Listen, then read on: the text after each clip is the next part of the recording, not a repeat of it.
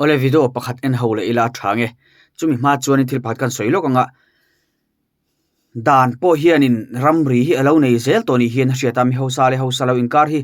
azau vetul tula huta vairama kan ria vairam lam kan thira mi hosale mirthe inkar zau zia kan ria chu aron chhowe tiala mizorama po hian chu atheng chhowe zel ni hian a hriata video hi enela a video upload tu hian aron soifi na hi kan share kan ngai thachun jom don nia chiksi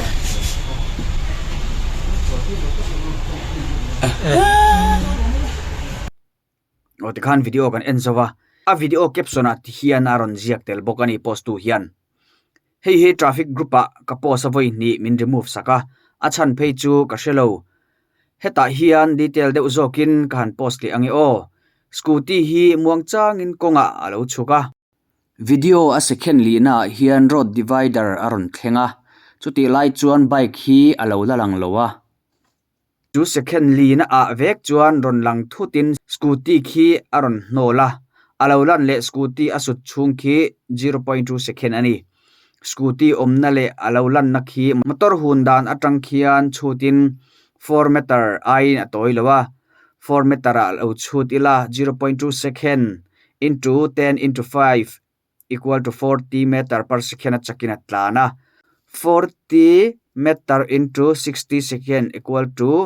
2400 meter hi minute khat chungin atlana chu 72 kilometer per hour darkar khata kilometer somsari pan ni achakena atlanti na ani heti khopa chaka atlana wang hian konglai lo thleng chi scooty su tur hian a control zo to lawa scooty taxi hi subung trepin akhal tungal ru atliak bok khopui chunga khiti khopa chaka akhal khi a him lo hle ani asutupa nu local phei chuan scooty taxi khaltu chu angal ru anno ani chu aron ti bok ti chuan thu akal zela traffic police tam chuan 50-50 in anthiam lo ve an lo ti sakta mai ani ome chan mariways motor sil na thang highway kongil thuilai khu ani a nimin pia ni som pariat mei sang ni som ni pathum chon nuwa thil thleng ani reckless driving wang mi taxi khallo ngalru sutliak tu hi ke chuan 50-50 in anthiam lo ka ti ve theilawa ka friendly sami te ho enge in mu ve dan le aron tia post aron siama hi special reporter aron post ani tikhan ngai dan kan siam thiamanga ma sengun dewina video hi enila chi dew enangai ni ti kha hria ila chan chu en chik lawa pong po comment mai kha comment sual engemo in nialna tam du thina pakhatna ka ngai dan pakhatna chuan abula hian motor park tamlu tukhi hi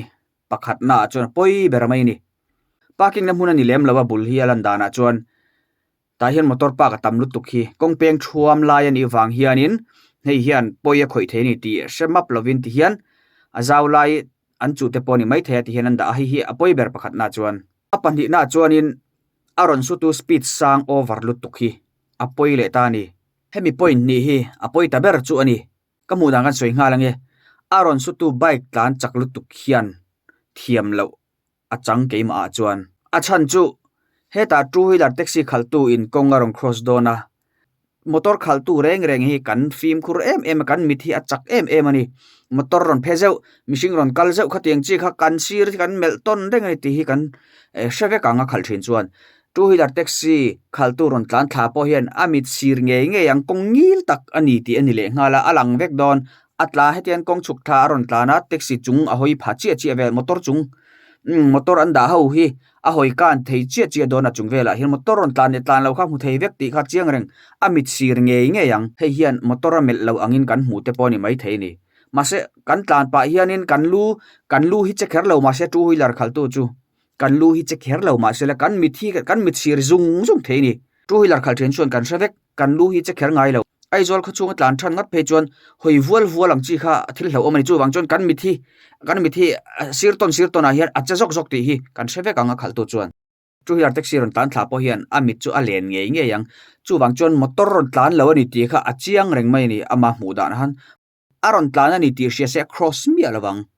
alang atlan thak na tang han alang don kong ngil thui ti kong ngil lai takani le ngala chuwang chuan motor ron tlan le tlan lo chu hetaron soidana hian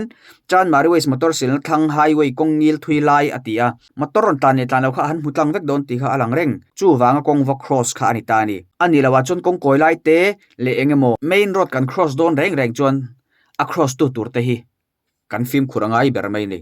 main road taron tlan te kha an lal zo kan ti hriat tur ania kan cross don chuan ke manin ngun takin kan enanga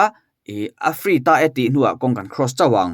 chutiang kan ti lo chuan kan tan hlo om thei ani a tin kan thiam lo ngal sa bok ani ti kha hriat tur ni masa hei ero hi chu ani lo kong ngil takani ti aron soitela chuwang chuan motor ron tlan ne tlan lo kha a mu thei vek don a han mit sir zeu nge yang athara ki en lokang athara ki en lokang lena ka tikhan athala ka hen kan muang akong cross thui to zia chu mo kongil taka tanga ron tlan khan engtin nge pa mu lo thei mo apa mu lo dan kha mak ka ti ni om zia chuan a mu ma se a control thei to lo a bike kha brake in om ziam to lo at tola tlenga awasu ni mai chu chom zia chuan speed sang lu tuk ti na ni chu kongila takhan wheeler taxi khal tu hian kong ava cross rual chi khan ron su chu ni se chuanin ama thiam lo ni hwal da ani ngal don two wheeler taxi thiam lo hi ni ngal don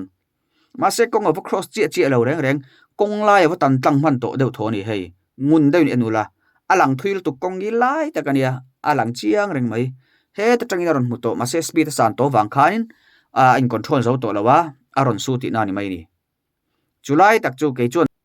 pakhat thiam lo ni 20 two wheeler taxi thiam lo ni 20 angin ka hmuwa pakhat ero chu 80 angin ka hmu ni chu ke ma hmu dan che a thiam hul hwal veke chu ka tilo pakhat jok po hi ma se a thiam lo chang jok ke ma chuan bike ron su tu rotlan chak tok speed sang lu tuk hi engi an thiam lo chan hi kan va shelo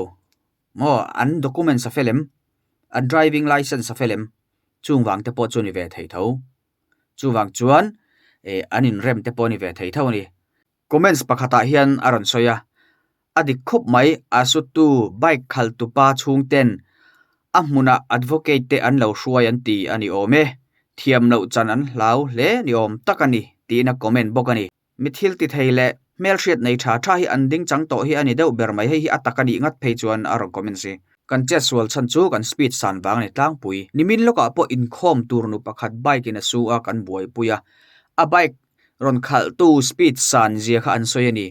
a korpo nung lama hian phei hlop an ti tiang khop chuan a bike bo ha bike changkang bike thania a ruya khal tu kha helmet khum lo zui boka khatiang kha hlo om lutuk tlan chak lo se su lawang mo tlan chak hi poi lutuk kongron cross eng ang ma sela mo atlan chak lo chuan ai muman don an ding man vek don inti pal hi poi ngoi nun na te hi hlu a chu wang chuan film khur thei ang berin two wheeler khal tu te hian i khal thinang u